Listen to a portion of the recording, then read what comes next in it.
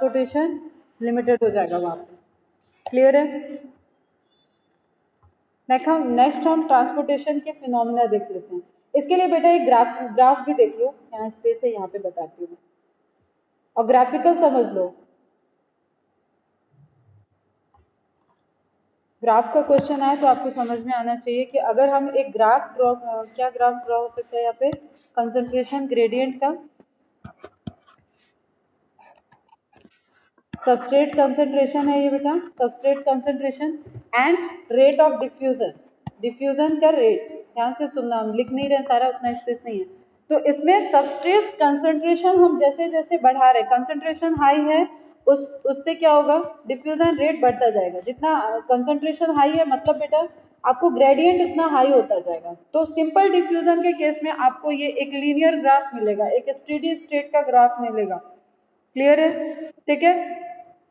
लेकिन फैसिलिटेड के केस में एक जगह ऐसा आएगा जहां सैचुरेशन हो जाएगा, जैसे यहाँ तक कंसंट्रेशन बढ़ने के साथ बढ़ा लेकिन वहां सैचुरेशन हो गया। अब ये डिपेंडेंट है, जैसे इतने ही नंबर ऑफ चैनल हैं, प्रोटीन चैनल, और वो प्रोटीन सारे इन्वॉल्व हैं, ट्रांसपोर्ट करा रहे हैं। तो जैसे वो फ्री हुए फिर वो कंसंट्रेशन क्योंकि हाई है तुरंत ऑक्युपाइड है, तो ये ग्राफ ना आपको नीचे आता दिखेगा ना ये ऊपर जाता दिखेगा। तो again this is a kind of stable graph.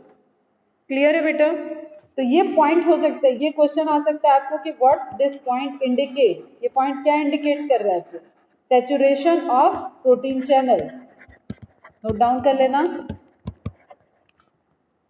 ठीक है, सैचुरेशन ऑफ कैरियर प्रोटीन लिख देते हैं या प्रोटीन चैनल, वो तुम्हें समझ में आएगा जब ऑप्शन में दिया होगा तो इसको तुम रिलेट कर लोगे। इज इट क्लियर बेटा?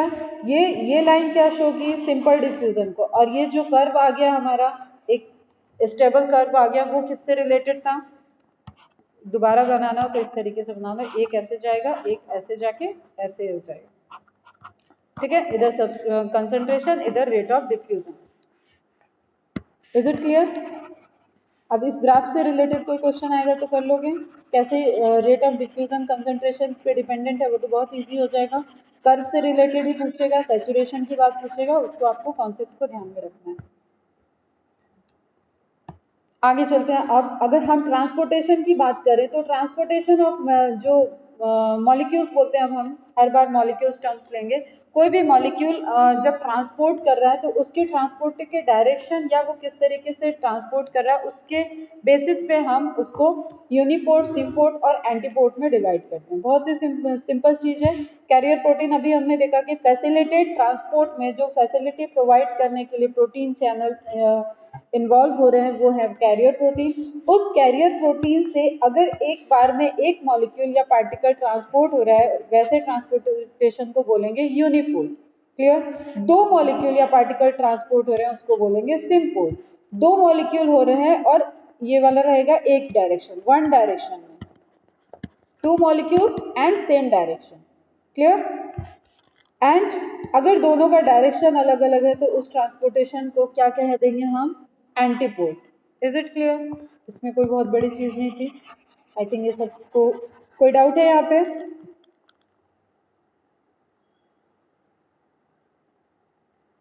ठीक। अब इमेज वाइज भी उस जो नोट्स भेजा बेटे उसमें पूरी इमेज भी दी हुई है, और अभी मैंने आई थिंक पूरे एनसीईआरटी की भी इमेज आप लोगों से शेयर कर ली थी जब एग्जाम हुआ था उस टाइम। अब देखो यहाँ पे ध्यान से, फैसिलिटेड डिफ्यूजन का दिया हुआ है, ट्रांसपोर्टेशन ग्रेडियंट तुम्हें कंसंट्रेशन ग्रेडियंट उस पर्टिकुलर जो ब्लू मार्क है उससे इजीली दिख रहा है। तो फ्रॉम हायर टू लोअर वो मूवमेंट करेगा, अब इस पे टाइम नहीं देते ज्यादा। It allows cell to select substance for uptake. Diffusion की जो भी प्रॉपर्टी होगी कि वो हाइड्रोफोबिक है, हाइड्रोफिलिक है, या उसको फैसिलिटी देना है, ये सब अलाउ पूरे एक कलेक्टिवली डिसाइड करेंगे। Plasma membrane is selectively permeable, selection करेगा फिर वो परमिएबिलिटी देता है, तो ये भी उसमें एक इंपॉर्टेंट रोल प्ले करेंगे। It is sensitive to inhibitor which react with protein side chain. अब प्रोटीन्स का हमें एक कॉमन स्ट्रक्चर याद है कि प्रोटीन्स में अमाइनो एसिड हैं और हर अमाइनो एसिड में जो वेरिएबल है दैट रिप्रेजेंटेड बाय आर। तो आर में कोई ऐसा साइड चेन में ग्रुप प्रेजेंट हो जो कि एक्टिव हो, इनहिबिटरी इफेक्ट को शो कर रहे, कोई इनहिबिटर उससे बाइंड करे और वो उससे रिएक्शन कर सकता है। तो यहाँ पे इसके चेंज, इसके जो स्ट्रक्चरल अरेंजमेंट होता है उसमें चेंजेस आ जाते हैं, उससे भी अफेक्ट पड़ता है। The protein from channels in the membrane for molecules to pass through, some channels are always open, other can be controlled। अब इसमें मैंने बताया था एक ओपन चैनल मतलब टनल लाइक टनल ट्रांसपोर्ट, जहाँ पे टनल की तरह दोनों तरफ से ओपन है, वो ग्रो उससे ट्रांसपोर्ट कर सकता है अकॉर्डिंग टू कंसंट्रेशन ग्रेडियंट। एक क्या है कि क्लोज है, ठीक है, जब ट्रांसपोर्टेशन कराना होगा तो वो ओपन हुआ, जो साइट होगा वहां पे वो बाइंड किया जिस पर्टिकुलर मॉलिक्यूल को ट्रांसपोर्ट होना है, फिर ये फिर से क्लोज हो गया एंड दूसरे साइड का ओपन हो गया और उसको दूसरे साइड रिलीज कर दिया। ठीक है बेटा, इसको क्या बोलेंगे?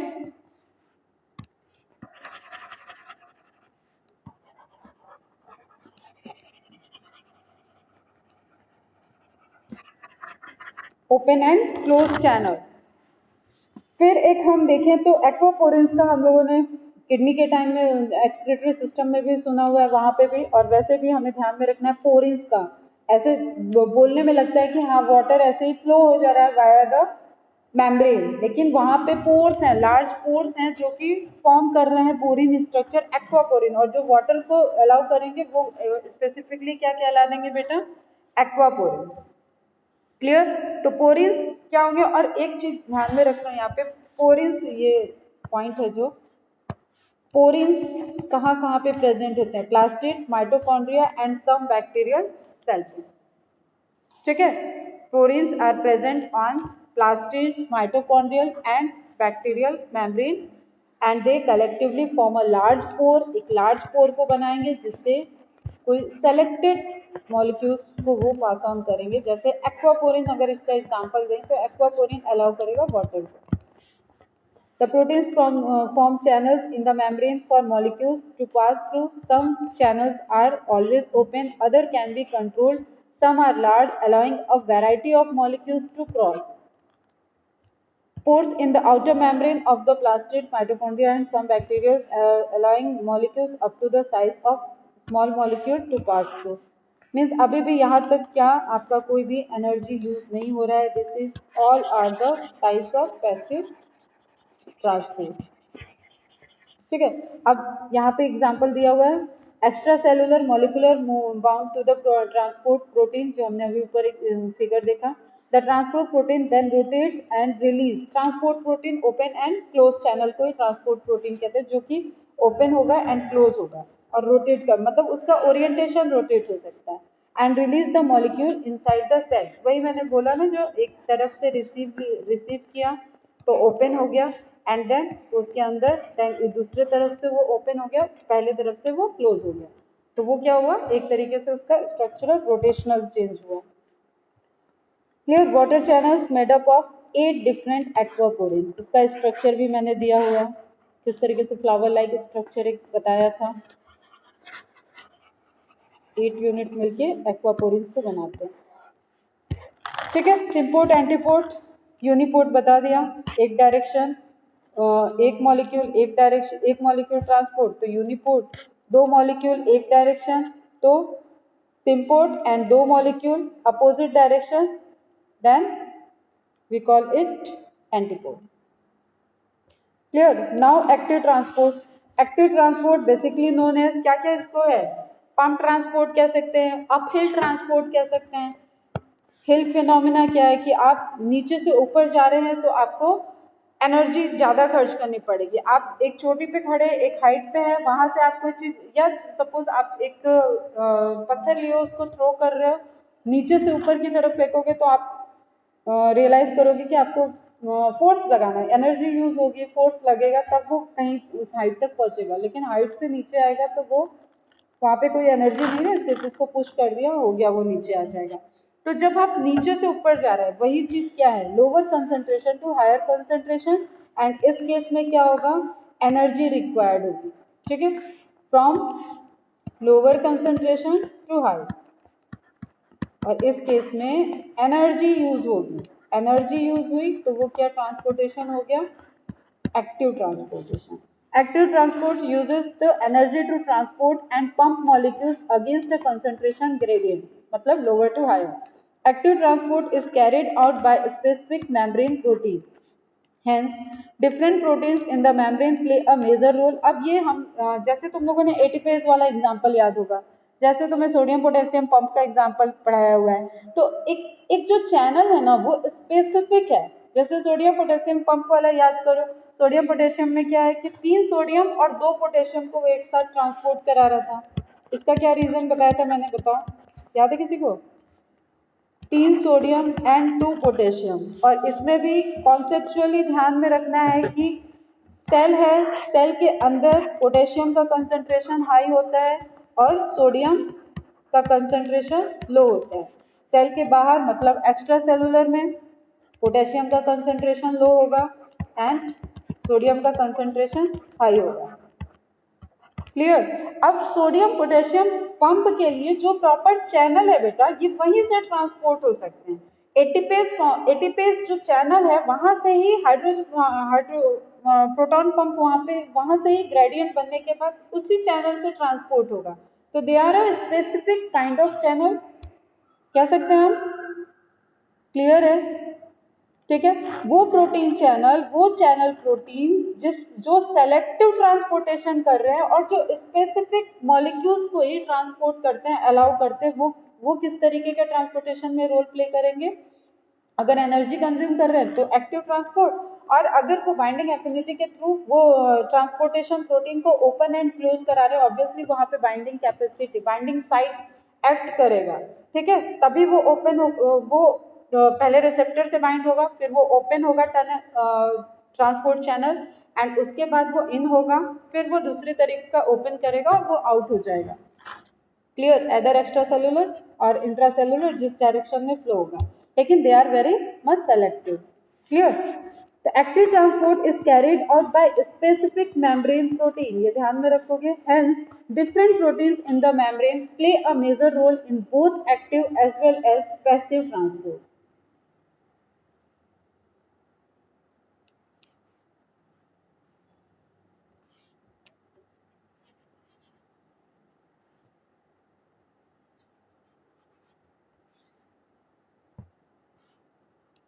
Pumps are proteins that use energy. अब एटीपी की बाइंडिंग साइट होती है. प्रोटीन पंप, जो भी प्रोटीन चैनल बना है वो कोई एक सिंगल प्रोटीन का स्ट्रक्चर नहीं होता है, that will be a complex structure.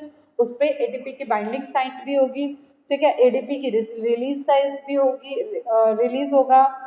Inorganic phosphate के भी साइट होता है. तो इस तरीके के पूरे वहाँ पे प्रोटीन के फोल्डिंग की से साइट्स डेवलप होती है और तब जाके पूरी कॉम्प्लेक्स यूनिट वर्क करती है.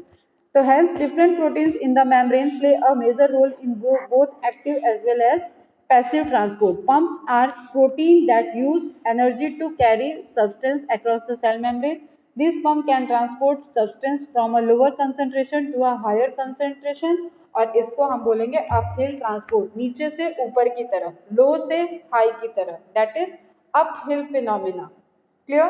Transport rate reaches a maximum when all the protein transporter are being used or are saturated. Again, जब आप एक चैनल, फिर से ये कैप वाली बात हो गई बेटा, एक बास्केट से हम कैरी कर रहे हैं तो वहाँ पे वो इम्पोर्टेंट रोल प्ले करेगा कि किस तरीके से वो सारी बास्केट ऑक्युपाइड होंगी, तो फिर हम ट्रांसपोर्ट नहीं करा पाएंगे. क्लियर है? किसी को कोई डाउट?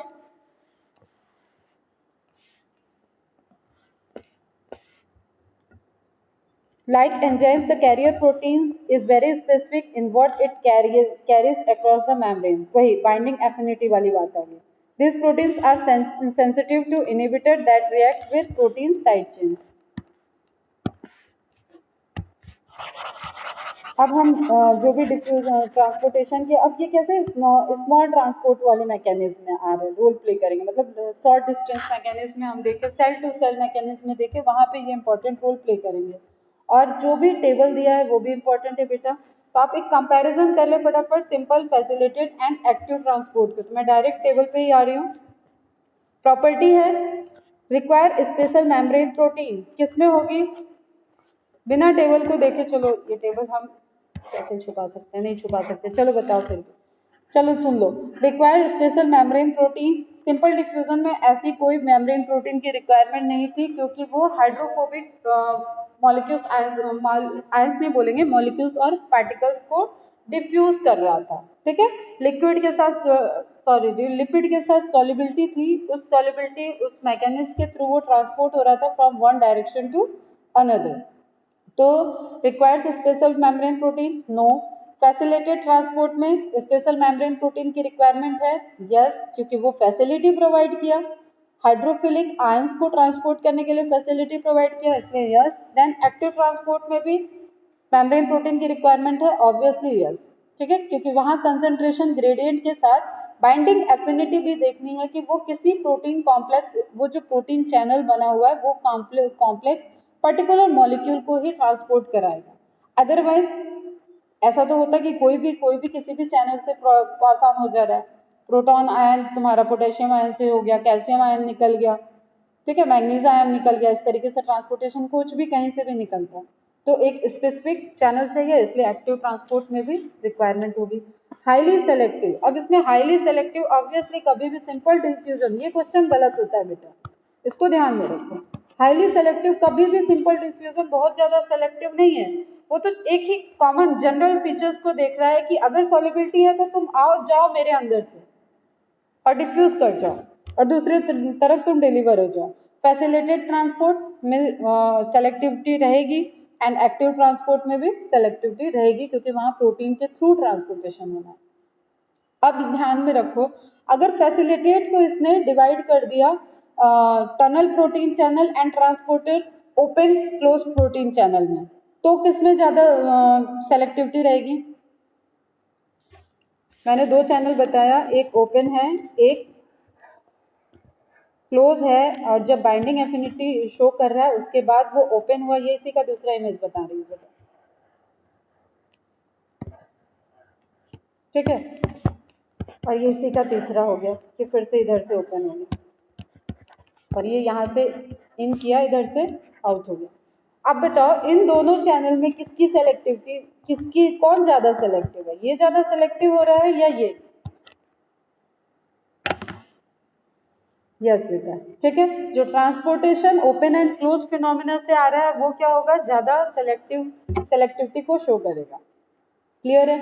अब ट्रांसपोर्ट सैचुरेशन ऑब्वियसली ये कहाँ पे एकदम नहीं होगा, सिंपल डिफ्यूजन में, क्योंकि वो कंसंट्रेशन ग्रेडियंट के अकॉर्डिंग डिफ्यूज कराता जा रहा है, तो वहां पे कभी ऐसा नहीं होगा कि ट्रैफिक जाम हो रहा है। समझना इस चीज को, ट्रैफिक जाम वाला सिनेरियो नहीं होगा और ट्रांसपोर्टेशन होता रहेगा। फैसिलिटेड ट्रांसपोर्टेशन में सैचुरेशन हो सकता है जब सारे के सारे tunnel protein transported protein occupied हो, एंड एक्टिव ट्रांसपोर्ट में भी सेम वे में सैचुरेशन हो सकता है। अपहिल ट्रांसपोर्ट, अपहिल ऊपर की तरफ, नीचे से ऊपर की तरफ, सिंपल डिफ्यूजन नहीं, फैसिलिटेड डिफ्यूजन नहीं, एक्टिव ट्रांसपोर्ट अपहिल ट्रांसपोर्टेशन है, या इसको हम और क्या क्या बोलते हैं, पंप यूज हो रहा है ना, active transport, uphill transport and pump transport. Clear? Requires ATP energy, दो में नहीं है एक में है, किसमें होगा, एक्टिव ट्रांसपोर्ट में। ये टेबल से तो कोई भी क्वेश्चन आए किसी का भी गलत नहीं होना है। यस बेटा, क्लियर है?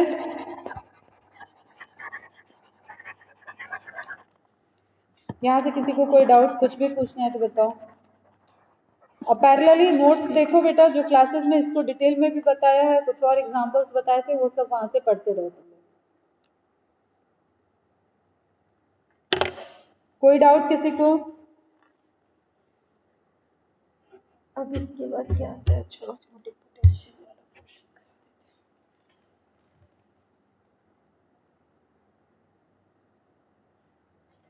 हैं। अच्छा वो एक क्वेश्चन वो भी बता दो, 3 सोडियम और 2 पोटेशियम क्यों ट्रांसपोर्ट हो रहे हैं एक बार में? 3 सोडियम 3 पोटेशियम क्यों नहीं हो रहे हैं?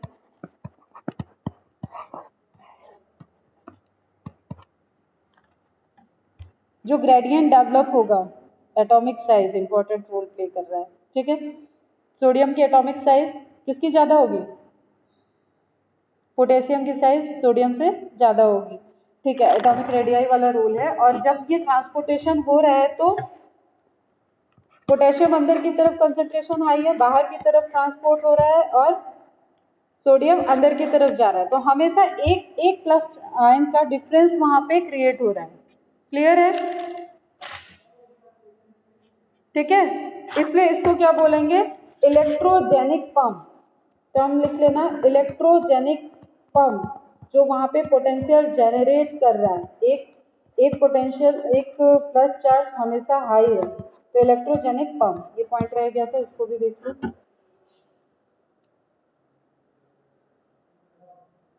और सोडियम बाहर की तरफ आ रहा है, तो हमेशा वन पॉजिटिव चार्ज हायर बाहर की तरफ ट्रांसपोर्ट होगा। क्लियर है? अब आ जाते हैं इस चैप्टर के सबसे महारथी पोर्शन में, वाटर पोटेंशियल, ऑस्मोटिक पोटेंशियल। यहां तक किसी को कोई डाउट बेटा?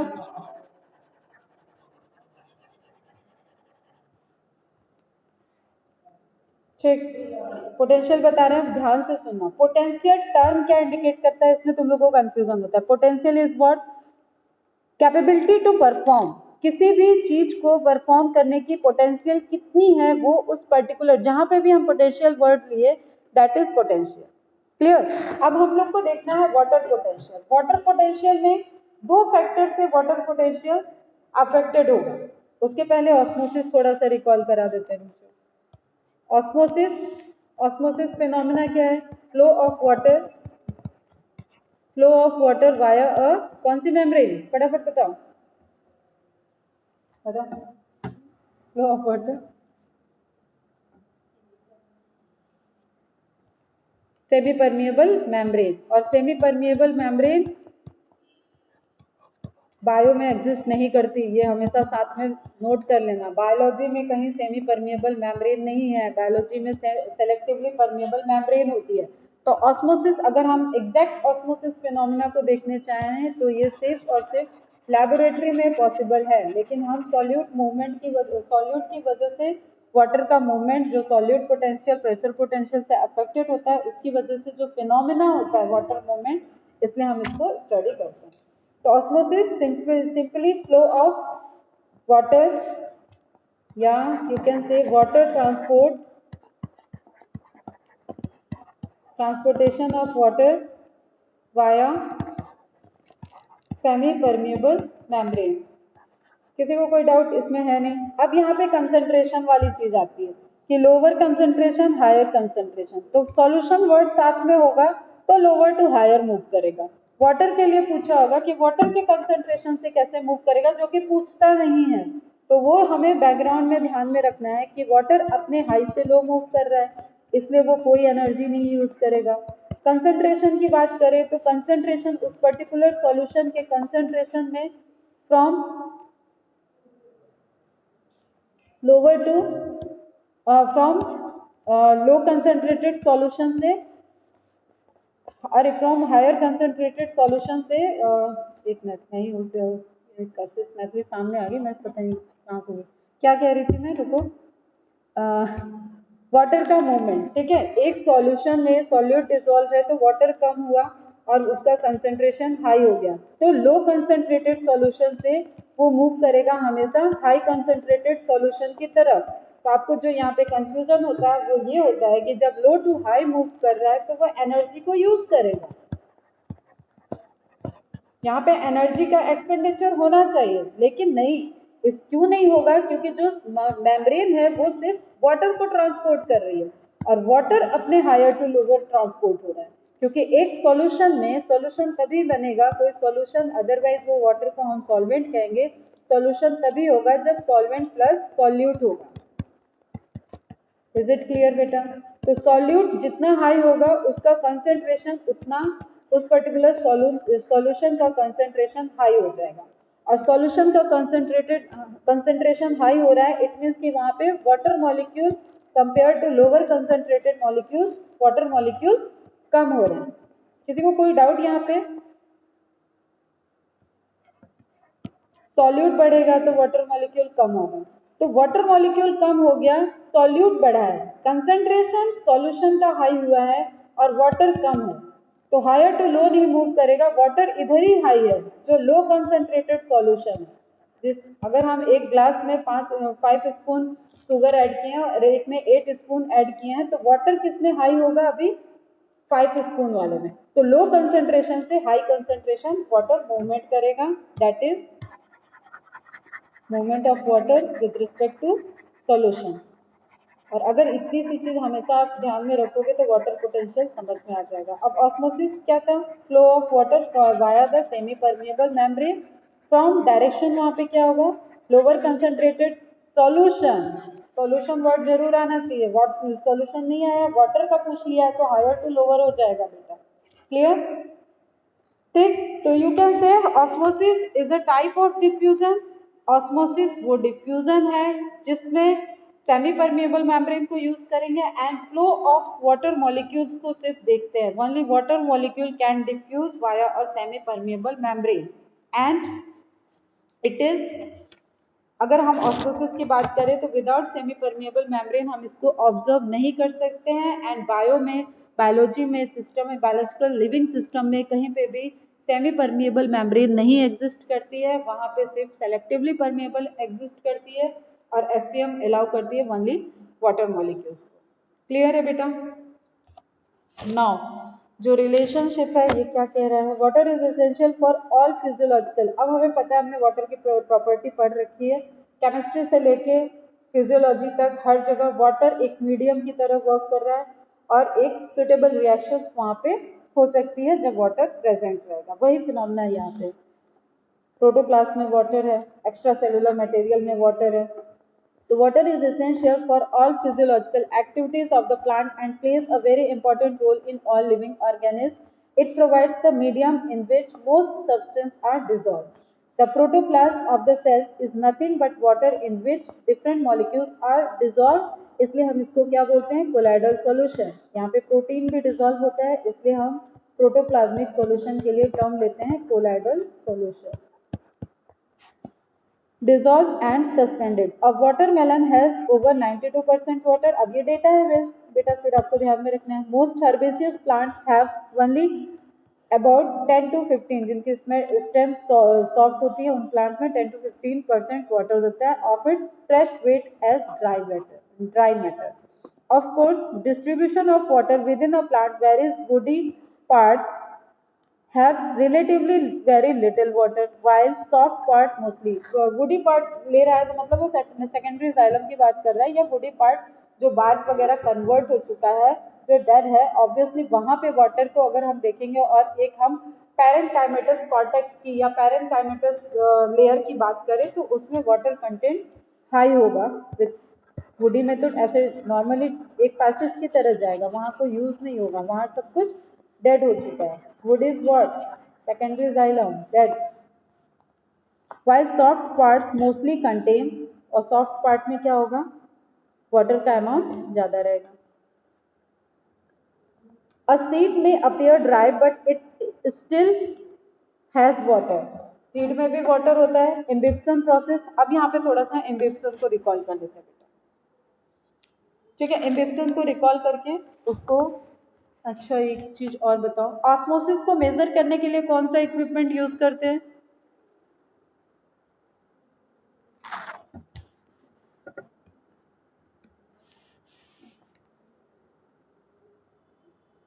Osmometer, very good. ऑस्मोमीटर क्या वर्क करेगा? वो तो मेजर करेगा। फिर ऑस्मोटिक प्रेशर क्या हो जाता है बेटा? ऑस्मोटिक प्रेशर अगर हम सेमी परमिएबल सिस्टम के पॉइंट ऑफ व्यू से बात करें, हमने ये सिस्टम बनाया और यार फिर से टाइम ओवर होने वाला है।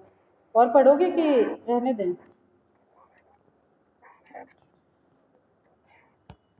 अगर हम ये सिस्टम बना रहे हैं और ये वाली मेम्ब्रेन एसपीएम है, ठीक है, और इधर से इधर मूव करना है, ये ए है, ये बी है, बी पोर्शन। एक मिनट बेटा, मैसेज देख रहा है, ड्रॉ कर ले। ए से बी मूव करना है और ये इधर से हम प्रेशर लगा रहे हैं, तो ये प्रेशर क्या वर्क करेगा? वाटर के फ्लो को रोकेगा या वाटर को बी से ए की तरफ फ्लो करा देगा या ए से बी की तरफ फ्लो को रोकेगा? कंसंट्रेशन हम नहीं बता रहे अभी, तुम बताओ, सोच के बताओ। वाटर की वजह से पढ़ते रहो, कोई बात नहीं, 3 मीटिंग हो जाएगी, कोई दिक्कत नहीं है, कहानी की तरह पढ़ते रहो, वैसे ही बड़ी मुश्किल से क्लासेस होती हैं। हाँ बेटा बताओ। वाटर के फ्लो को रोकेगा, ठीक है, मतलब ए की तरफ हम क्या लिख देंगे, लोअर कंसेंट्रेशन। ए क्या है, लोअर कंसेंट्रेशन, एंड बी क्या है, हायर कंसेंट्रेशन। तो हायर कंसेंट्रेशन में जो सॉल्यूट है वो जनरेट क्या कर रहे हैं, ऑस्मोटिक पोटेंशियल, या यू कैन से सॉल्यूट पोटेंशियल। अभी आएंगे वापस से ऑस्मोटिक पोटेंशियल से, ऐसे डायरेक्ट नहीं बताएंगे, परेशान मत होना। ऑस्मोटिक पोटेंशियल जनरेट किया, और उस ऑस्मोटिक पोटेंशियल की वजह से जो वाटर के फ्लो है इनवर्ड डायरेक्शन में, जो वाटर का आना है वो कंट्रोल होता है, ठीक है, मतलब एक pure water more frequently flow कर सकता है in compare to a solution. और जब हम ए से बी के थ्रू, हाँ, ए से बी के थ्रू जब वो मूव कर, ए से बी के बी को वो मूव कर रहा है सेमी परमेबल मेम्ब्रेन के थ्रू, तो वहां पे क्या, हमें एक एक्सटर्नल प्रेशर लगाना पड़ेगा, क्योंकि कंसंट्रेशन ग्रेडियंट और मेम्ब्रेन दोनों फिजिबल हैं, लेकिन हम उसको रोकना चाहते हैं, तो जो वो एक्सटर्नल प्रेशर होगा that will be osmotic pressure. Clear है बच्चे?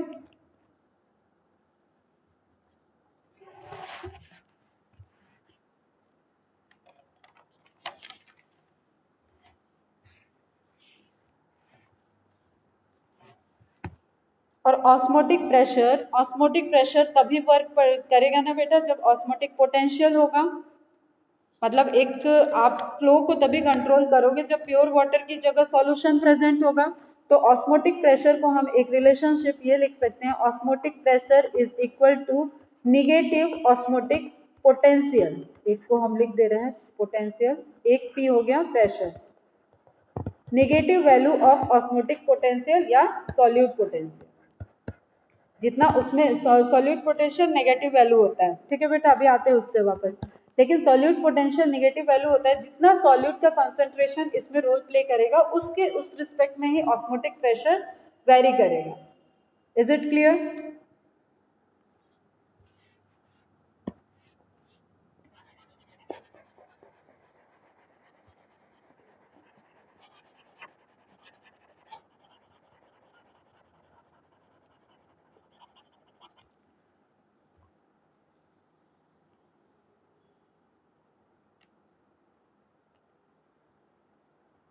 अच्छा, सीड की बात है, तो सीड में हम अगर यहाँ पे सीड की पहले प्रोसेस देखें तो इम्बिप्सन फिनोमेना को एक बार रिकॉल कर लेते हैं। इम्बिप्सन क्या था कि इम्बिप्सन 3 स्टेप प्रोसेस था, जहाँ पे एड्सॉर्प्शन होगा जब एक सीड एक्टिव, एक सीड पता है हमें कि मेटाबॉलिक रेट वगैरह को स्लो किया रहता है, ठीक है, एंड वो जब उसको हम यूज करेंगे, वाटर देंगे, वाटरिंग होगा, तो वो वहाँ पे एक्टिवली मेटाबॉलिक रेट हाई हो जाएगा, और जो इनिशियल प्रोसेस है दैट इज इम्बिप्सन। इम्बिप्शन के थ्रू, और imbibition is again a type of diffusion, imbibition के थ्रू वहाँ पे ट्रांसपोर्टेशन ऑफ वाटर होगा और उससे वो एक्टिव सीड में कन्वर्ट हो जाएगा, इम्बिप्शन, ठीक है बेटा। तो again imbibition is a special type of diffusion, जहां पे क्या था, ड्राई सरफेस, यहाँ पे ड्राई सीड की बात की थी, उससे ले गई मैं तुम लोग को इस कॉन्सेप्ट में। ड्राई सरफेस जो है वो वाटर से इंटरैक्ट करेगा, तो फर्स्ट स्टेप इसमें क्या हो जाता है, एडजॉर्प्शन, एब्जॉर्प्शन नहीं, एडजॉर्प्शन, अटैच्ड होगा वाटर से, वाटर ड्राई सरफेस से अटैच्ड होगा, ठीक है, उसके बाद एंटर करेगा तो वो उसके जो लेयर है वहां पे कैपिलरी एक्शन करेगा,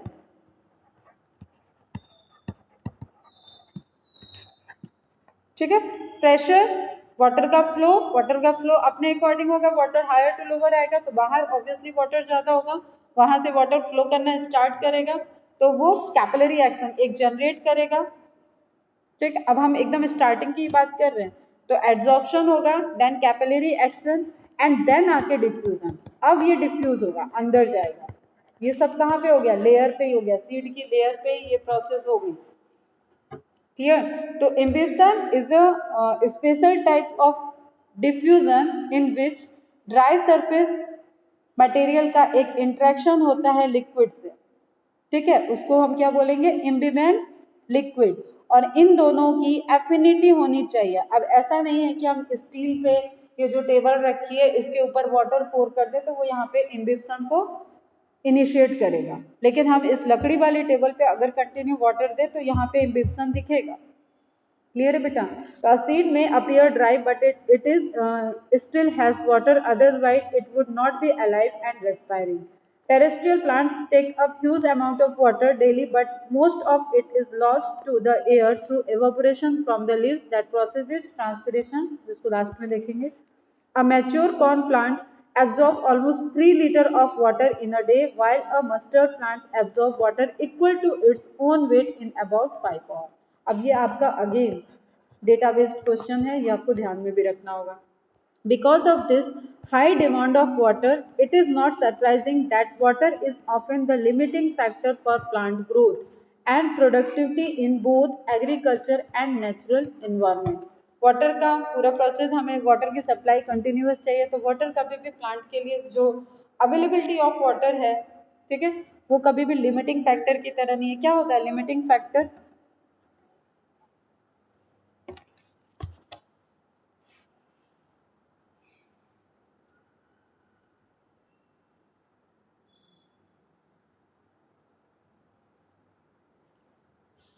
चलो छोड़ो, टाइम जाएगा ऐसे।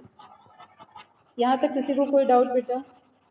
तो अपने अपने नेचर के अपने अपने हैबिटेट के अकॉर्डिंग वो वाटर को कंज्यूम कर रहे हैं, रिलीज कर रहे हैं, और उनके अंदर क्या वाटर प्रेजेंट है। जैसे हम कुकुम्बर की बात करें, वाटरमेलन की बात करें, तो उनके अंदर खुद वाटर काफ़ी ज़्यादा हाई अमाउंट में स्टोर रहता है। Now back to water potential. Water potential, again potential means to perform a work, ability to perform a work, ठीक है। वाटर की पोटेंशियल, वाटर अपने कोहेजन और एडिशन प्रॉपर्टी के लिए जाना जाता है। क्लियर? वाटर एडिशन प्रॉपर्टी और आपस के मॉलिक्यूल जो उसके कोहेजन, किसी सरफेस से वो एडेयर होने की प्रॉपर्टी रखता है। जैसे हम अपने ऊपर पानी डाले तो हमारा हाथ गीला हो जाएगा, that is adhesion. And water का फ्लो, जो नदी बह रही है, जो आप पानी गिरा रहे हो और वो एक फ्लो में एक के पीछे एक पानी चला जा रहा है, टूट नहीं रहा है उसका flow, that is cohesion property. Same type के मॉलिक्यूल के बीच में कोहेजन, डिफरेंट टाइप के मॉलिक्यूल के बीच में एडिशन, ठीक है। तो वाटर की एक प्रॉपर्टी है कि वो फ्लो करता है एंड उस प्रॉपर्टी को मेंटेन करेगा उसका potential, that is water potential.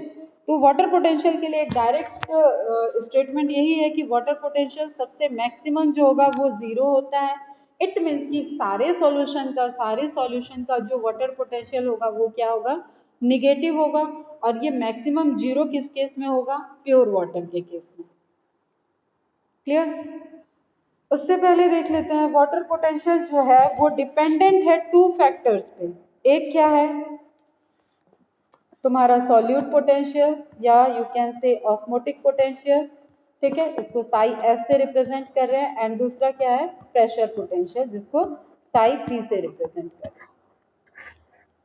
क्या करोगे, अभी पढ़ोगे, लेक्चर ओवर होने वाला है, बता दो तो उसके अकॉर्डिंग हम प्लान करें। रिज्वाइन करना है क्या?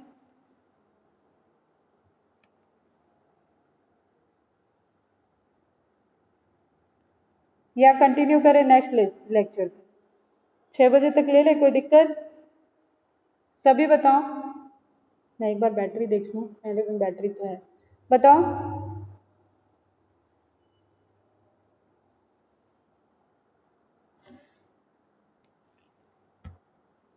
अमृत अंकिता का आ गया, पढ़ेंगे बाकी 6 बजे तक ले ले हम, ठीक है, इसको कंटिन्यू करेंगे। ठीक, तो ओवर होगा फिर से रिज्वाइन कर लेना। ठीक ठीक ठीक ठीक है प्रथमेश। चलो अभी ध्यान से सुनो। वाटर पोटेंशियल क्या हो गया कि पोटेंशियल उस वाटर की टेंडेंसी